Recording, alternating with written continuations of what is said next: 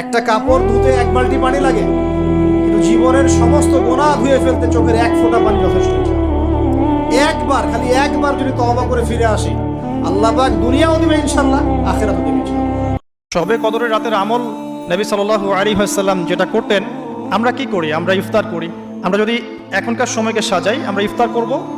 নবী সাল্লাল্লাহু আলাইহি ওয়াসাল্লাম সারা রাত জাগতেন, নিজে জাগতেন, তার পরিবার বর্গকেও জাগাতেন। আয়েশা রাদিয়াল্লাহু আনহা বলতেন যে তিনি শেষ দশক আসলে এত বেশি ইবাদত করতেন, নিজের কোমর বেঁধে নিতেন, স্ত্রীদের সঙ্গ ত্যাগ করতেন, একদম টোটালি তিনি ডিভোটেড হতেন, আল্লাহর প্রতি একনিষ্ঠ হয়ে যেতেন শেষ দশকে, এবং ইতেকাফ করতেন, মসজিদে ইতেকাফ করতেন। যদি আমাদের পক্ষে পসিবল হয় আমরা শেষ দশকে ইতেকাফ করবো ইনশাআল্লাহ। যদি পসিবল নাও হয় আমরা শেষের 10টা রাত বাসায় জাগার চেষ্টা করবো ইনশাআল্লাহ। তুমি না তওবা করেছিলে? তুমি না শুধুমাত্র আল্লাহর জন্য সবকিছু ছেড়ে দিয়েছিলে? বুঝতে পেরেছিলে কোথায় তোমার আসল ঠিকানা? ভুলে গেছো? আবার কোন পাপ তোমায় গ্রাস করে নিল? তুমি তো সেই যে নিজের পাপের প্রতি অনুতপ্ত হয়ে সিজদায় পড়ে অঝরে কেঁদেছিলে। তাহলে আবার কেন দুনিয়ার ধোঁকায় পড়ে গেলে? কেন ভুলে গেলে কোথায় তোমার আসল গন্তব্য? তুমি কি হার মেনে নিয়েছো নফসের কাছে? তুমি এত দুর্বল, ভুলে গেছো তুমি কার বান্দা, কে তোমার রব? তোমার রব তো সর্বশক্তিমান। সর্বশক্তিমানের বান্দা আবার কখনো দুর্বল হয় নাকি? মৃত্যু পর্যন্ত লড়ে যাও তুমি, শয়তানকে দেখিয়ে দাও তোমার ইমানের পাওয়ার। শয়তানের ধোঁকায় পড়ে অনেক পাপ করে ফেলেছো, তাই নিরাশ হয়ে গেছো তুমি, তাই না? তুমি কি জানো না তোমার রব কতটা মহান? তিনি তো তোমাকে ক্ষমা করার জন্য অপেক্ষা করছেন। তাই ফিরে আসো সেই রবের দুয়ারে, যার দুয়ার কখনো বন্ধ হয় না। যারা পরিমাণ সন্দেহ করবেন না যে আল্লাহ কি দিবেন না দিবেন না, আল্লাহ পাক অবশ্যই দিবেন ইনশাআল্লাহ। ওয়া মান ইয়াতাওয়াক্কাল আলাল্লাহ ফাহুয়া হাসবুহ, যে আল্লাহর উপর তাওয়াক্কুল করে আল্লাহ পাক একাই তার জন্য যথেষ্ট। আল্লাহ পাক যথেষ্ট। ইয়ারযুকু মান ইয়াশা বিগাইরি হিসাব, আল্লাহ পাক বেহিসাব রিজিক দেন যাকে চান। মিন হাইসু লা ইয়াহতাসিব, এমন উৎস থেকে রিজিক দিবেন যে সে কল্পনা করে নাই। নবী সাল্লাল্লাহু আলাইহি ওয়াসাল্লাম বলেছেন, কাফা বিল মারই কাযিবান ওয়া হুয়া ইয়াকুলু কুল্লামা সামিআ, কোন ব্যক্তির মিথ্যাবাদী হওয়ার জন্য এতটুকুই যথেষ্ট যে সে যা শুনবে যাচাই বাছাই না করে তা প্রচার করা শুরু। 1 2 নাম্বার, রাসূল সাল্লাল্লাহু আলাইহি ওয়াসাল্লামকে আল্লাহ পাক বলেছেন, ইয়া আইয়ুহাল্লাযীনা আমানু, হে মুমিনগণ, আপনারা খুব ভালো করে শোনেন, ইন জাআকুম ফাসিকুম বিনাবাইন ফাতাবায়ানু, কোন ফাসিক, পাপাচারী কোন ফাসিক যদি কোনো সংবাদ নিয়ে আসে সেটা বিশ্বাস করার আগে অবশ্যই যাচাই বাছাই করে নিন, না হলে আন তুসিবু কওমান বিজাহালা ওয়া তুসবিহু আলা মা ফাআলতুম নাদিমিন, না হলে তোমরা অজ্ঞতাবশত এমন পদক্ষেপ নিয়ে ফেলবে যার ফলশ্রুতিতে তোমাদেরকে অনুতপ্ত হতে হবে। তুমি এমন ভাবে আল্লাহর ইবাদত করবে যেন তুমি আল্লাহকে দেখতে পাচ্ছো। ওয়া ইল্লাম তাকুন তারাহু ফাইন্নাহু ইয়ারাক, তুমি যদি আল্লাহকে দেখতে না পাও তাহলে বিশ্বাস করবে, চিন্তা করবে যে আল্লাহ তোমাকে দেখছেন। এই কনসিয়াসনেসের নাম হচ্ছে ইহসান। আসসালামু আলাইকুম, সবাইরে অগ্রিম ঈদ মোবারক।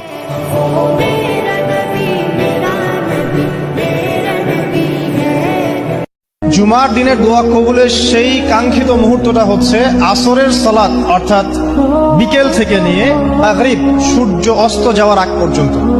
এই সময়টুকুর মধ্যে আমরা যে দোয়া করব ইনশাআল্লাহ আযজা ওয়া জাল্লা, আল্লাহ পাক কবুল করবেন ইনশাআল্লাহ। إنا أنزلناه في ليلة القدر وما أدراك ما ليلة القدر ليلة القدر خير من ألف شهر। লাইলাতুল কদর, এই কদরের রাতটা হচ্ছে এমন রাত যেটা খায়রুম মিন আলফি শাহর, 1000 মাসের চেয়েও সেরা। 1000 মাস লাগাতার ইবাদত করলে যে সওয়াব, কদরের রাতে ইবাদত করলে এর সমান সওয়াব হবে নাকি? সমান হবে না। আল্লাহ তাআলা বলেছেন খায়রুম মিন আলফি শাহর, না, এর চেয়েও শ্রেষ্ঠ, এর চাইতেও বেশি। 1000 মাসে, অর্থাৎ 1000 মাসে হয় 83 বছর 4 মাস। তো কদরের রাতে যদি আমরা ইবাদত করি তাহলে 83 বছর 4 মাস ইবাদত করলে যে সওয়াব, সে সওয়াব আল্লাহ তাআলা আমাদের আমলনামায় নসিব করবেন। তো আমরা যেন এই কদরের রহমত বরকত থেকে যেন আমরা বঞ্চিত না হই। এবং নবী সাল্লাল্লাহু আলাইহি ওয়াসাল্লাম একটা হাদিসের মধ্যে বলেছেন যে তোমরা কি জানো কিয়ামতের মাঠে সবচেয়ে বড় মিসকিন কারা হবে? সাহাবায়ে কেরাম বলছেন, আমরা তো মনে করি যার সম্পদ কম, অর্থবিত্ত কম, সেই সবচেয়ে বেশি মিসকিন, সবচেয়ে বড় মিসকিন। আল্লাহর নবী সাল্লাল্লাহু আলাইহি ওয়াসাল্লাম বলছেন, বরং প্রকৃত মিসকিন সে ব্যক্তি যে কিয়ামতের মাঠে নামাজ রোজা হজ জাকাত আমলের নেকি নিয়ে উঠবে, পাহাড় সম নেকি নিয়ে উঠবে, কিন্তু অনেক পাওনাদার দাঁড়িয়ে থাকবে। কারো হক নষ্ট করেছে, কারো গীবত করেছে, কারো অপবাদ, কাউকে অপবাদ দিয়েছে, কাউকে অত্যাচার করেছে, সবাই দাঁড়িয়ে থাকবে। এদের হক আদায় না করা পর্যন্ত সে পুলসিরাত পার হতে পারবে না। আমি অবশ্যই তোমাদেরকে পরীক্ষা করব, ভয় দিয়ে, ক্ষুধা দিয়ে, সন্তানের ইন্তেকাল দিয়ে, ফসলের ক্ষতি দিয়ে, সম্পদের ক্ষতি দিয়ে আমি পরীক্ষা করব। কিন্তু যারা সবর করবে এবং যারা এই কনসেপ্ট রাখবে ইন্না লিল্লাহি ওয়া ইন্না ইলাইহি রাজিউন, এদেরকে আল্লাহ পাক প্রশংসা করেছেন, ইনশাআল্লাহ এরা সফল হবে। আল্লাহ পাক তাকদীর লিখে ফেলেছেন, তাকদীর নিয়ে টেনশন করবেন না, রিজিক নিয়ে টেনশন করবেন না। আল্লাহই আমার সব, আল্লাহই আমার রব, আল্লাহর জন্যই আমার জীবন, আল্লাহর জন্যই আমার মৃত্যু। কেউ আমার সাথে নাই, কেউ আমার সাথে যাবেও না। তাই দুনিয়ার এই সংক্ষিপ্ত সময়টা এই মানুষগুলোকে খুশি করার জন্য ব্যয় করবেন না। আল্লাহকে খুশি করতে চান, আল্লাহর কাছে ফেয়ার থাকেন, আল্লাহ আপনাকে সম্মানিত করে দেবেন ইনশাআল্লাহ। এতগুলো দিন থাকতে জুমার দিনের এত ফজিলত কেন? কারণ এই দিনে আল্লাহ তাআলা আদম আলাইহিস সালামকে তৈরি করেছেন। এই দিনে আল্লাহ তাআলা সাইয়েদনা আদমকে জান্নাত থেকে দুনিয়ায় পাঠিয়েছেন। জুমার দিনে আল্লাহ সাইয়েদনা আদম আলাইহিস সালামের তওবা কবুল করেছেন। এই জুমার দিনে আল্লাহ তাআলা সাইয়েদনা আদম আলাইহিস সালামের রূহ কবজ করবেন। জুমার দিন ছাড়া কিয়ামত অনুষ্ঠিত হবে? তাহলে জুমার দিনের আলাদা স্পেশালিটি আছে না নাই? সব হিসাব নিকাশ মিটানোর জায়গা দুনিয়া না। আল্লাহ পাক কিয়ামতের দিন বলে একটা দিন তো রেখেছেন। কে কতটুকু ভালো করলো, কতটুকু মন্দ করলো, কে অন্যায় করেছে, কে ঠিক করেছে, এটা হিসাব আল্লাহ করবেন। সব হিসাব এখানে হবে না, এজন্য মুসলিমরা হতাশ হয়ে যায়। এই দুনিয়াটা শুধু পরীক্ষা ক্ষেত্র। আর যারাই জান্নাতে যাবে প্রত্যেকেই শুধু আমলের বদৌলতে যাবে না, বরং আল্লাহ পাকের রহমতেই যাবে। কেউই তার আমল দিয়ে জান্নাতে যেতে পারবে না। নবী সাল্লাল্লাহু আলাইহি ওয়াসাল্লাম এমন ভাষ্য বলছেন, ইল্লা আনা, আমিও না, ইল্লা বিরহমাতিল্লাহ, আমিও নয়, তবে আল্লাহ পাকের দয়া আমাকে ঘিরে ধরবে, আল্লাহ পাকের রহমত যাদের উপরে বর্ষিত হবে তারাই জান্নাতে যাবে। ভোর রাত্রে যখন সাহরি খাইতে উঠবেন, সাহরি খাওয়ার পর ফজরের আজানের আগে আপনি 10 মিনিট 5 মিনিট একটু আল্লাহর কাছে ক্যাবলামুখী হয়ে হাত তুলে রুমের লাইটটা বন্ধ করে একটু আল্লাহর সাথে কথা বলবেন। মানুষের সাথে বহুত কথা বলছেন, আল্লাহর সাথে একটু কথা বলে দেখেন। আল্লাহর সাথে কথা বলার স্বাদ আছে ভাই, অনেকে জীবনে একবারও এই স্বাদ পান নাই। একটু কথা বলে দেখেন। ভোর রাতে সাহরি খেতে উঠলে 10টা মিনিট একটু হাত তুলে কথা বলেন। কিভাবে কথা বলবেন? কথা বলবেন এইভাবে, ও আল্লাহ, কত গুনাহ আমি করেছি, কত পাপাচার আমি করেছি, মরতে আমার হবে, তোমার কাছে যাওয়া আমার লাগবে আল্লাহ।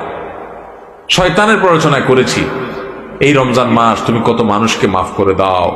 নবী করিম সাল্লাল্লাহু আলাইহি ওয়াসাল্লাম বলেছেন, ওয়ালিল্লাহি উতাকাউ মিনান নার ওয়া যালিকা ফি কুল্লি লাইলা।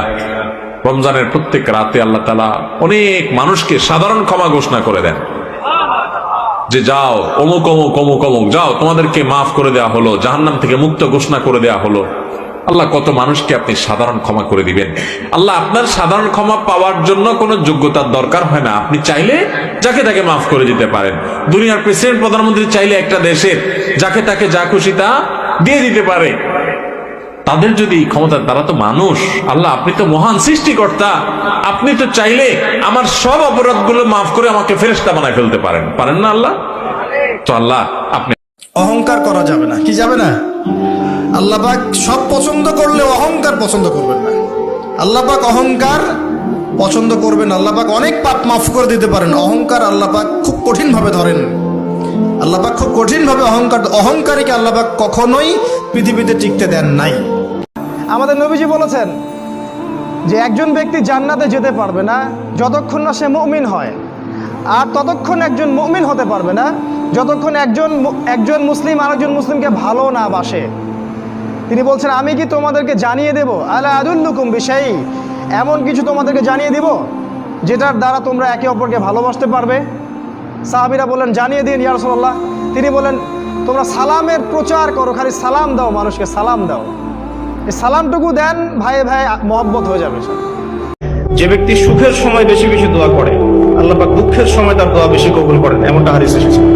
যে ব্যক্তি সুখের সময় ভালো আছে, এখন আমার ফিজিক্যাল আমি ফিট, এখন আমি আল্লাহ পাকের অসীম নিয়ামতের মধ্যে আছি, বাড়ি গাড়ি টাকা কড়ি, আত্মীয় স্বজন, স্ত্রী সন্তান সবই আছে, আমার কোনো কিছুর অভাব নাই, এরকম সুখের সময় যে ব্যক্তি বেশি বেশি দোয়া করবে, ইস্তেগফার করবে, ক্ষমা চাবে, আল্লাহ পাক দুঃখের সময় সেই বান্দার পাশে থাকবেন ইনশাআল্লাহ। আম্মা জান আয়েশাকে আল্লাহর হাবিব শিখাই দিলেন, আয়েশা কদরের রাত যদি পাও এই দোয়াটা করো, আল্লাহুম্মা ইন্নাকা আফুউন তুহিব্বুল, পারেন না এটা আপনারা? মুখস্থ করেন নাই? আল্লাহুম্মা ইন্নাকা তুহিব্বুল আফওয়া ফাআফু আন্নি। আল্লাহ আপনি ক্ষমাশীল, আল্লাহ আপনি ক্ষমা করাকে পছন্দ করেন, আল্লাহ আপনি আমারে ক্ষমা করে দেন। পড়েন আমিন। এত মায়া, এত ভালোবাসা কই যাবে? কেউ থাকবে না, সবাই আপনার অন্ধকার কবরে রেখে দিয়ে চলে আসবে। উপরে বাঁশের কঞ্চি, তার উপরে মাটির চাপা, অন্ধকার আর অন্ধকার। এই অন্ধকার যেন শেষ হতে চায় না। যদি সফল হতে চাও মরার আগে মরে যাও, মরার আগে মরে যাও। ইয়া রাসূলুল্লাহ, মরার আগে কেমনে মরবো? নবী রাহমাতুল লিল আলামিন বলে, মরণ মানে এটা নয় যে শুধু তোমার দেহ থেকে প্রাণ চলে যাবে, এটার নাম শুধু মৃত্যু নয়।